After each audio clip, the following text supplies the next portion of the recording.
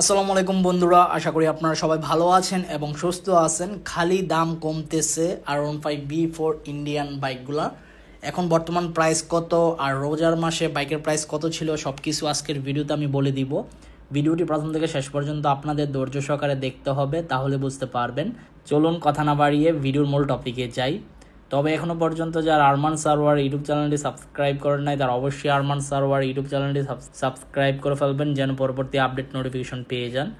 বন্ধুরা, আপনারা থাম্বনেল দেখে বুঝেই গেছেন আজকের ভিডিওতে আমি আপনাদের মাঝে glossy red colour Indian R15B4 BS7 বাইকটি সম্পর্কে কথা বলতে যাচ্ছি। তো এই বাইকটির প্রাইস অনেকটাই কমে গেছে।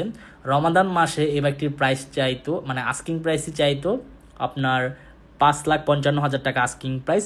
বাট বর্তমানে আপনার ইন্ডিয়ান R15B4 রেড মেটালিক যে রেড কালার বাইকটি দেখতেছেন, এই বাইকটির আস্কিং প্রাইস চাইতেছে 5,40,000 থেকে 5,45,000 টাকা আস্কিং প্রাইস চাইতেছে। যেহেতু 5,40,000 থেকে 5,45,000 টাকা আস্কিং প্রাইস চাইতেছে, তার মানে আপনি আরও কিছু টাকা কমে ক্রয় করতে পারবেন হয়তো বা। তবে আপনার অবশ্যই 5-6টি শোরুম যাচাই বাছাই করবেন, 5-6টি শোরুম যাচাই বাছাই করে তারপর বাইক ক্রয় করবেন। কেননা 5-6টি শোরুম যাচাই বাছাই করলে আপনার জন্য ভালো হবে এবং বুঝতে পারবেন কোন শোরুম থেকে বাইকটি ক্রয় করা উচিত আপনার জন্য। তো এই জন্য আপনার অবশ্যই 5-6টি শোরুম যাচাই বাছাই করবেন, 5-6টি শোরুম যাচাই বাছাই করে তারপর বাইক ক্রয় করবেন। তো এই ইয়ামা R15B4 বাইকটির মধ্যে কিন্তু কুইক শিফটার নাই, একমাত্র ব্লু কালার এবং হোয়াইট কালার এই দুইটি বাইকের মধ্যে আপনার কুইক শিফটার অ্যাড করা হয়েছে, আর রেড কালার বাইকটির মধ্যে কোনো প্রকার কুইক শিফটার নাই।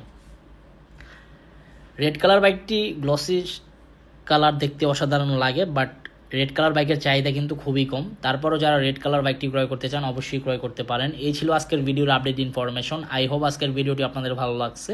যদি আজকের ভিডিওটি ভালো লেগে থাকে তাহলে অবশ্যই লাইক বাটনে লাইক দিয়ে দিবেন। দেখা হবে ইনশাল্লাহ পরবর্তী ভিডিওতে। সবাইকে অসংখ্য ধন্যবাদ ভিডিওটি প্রথম থেকে শেষ পর্যন্ত দেখার জন্য এবং আল্লাহ হাফেজ।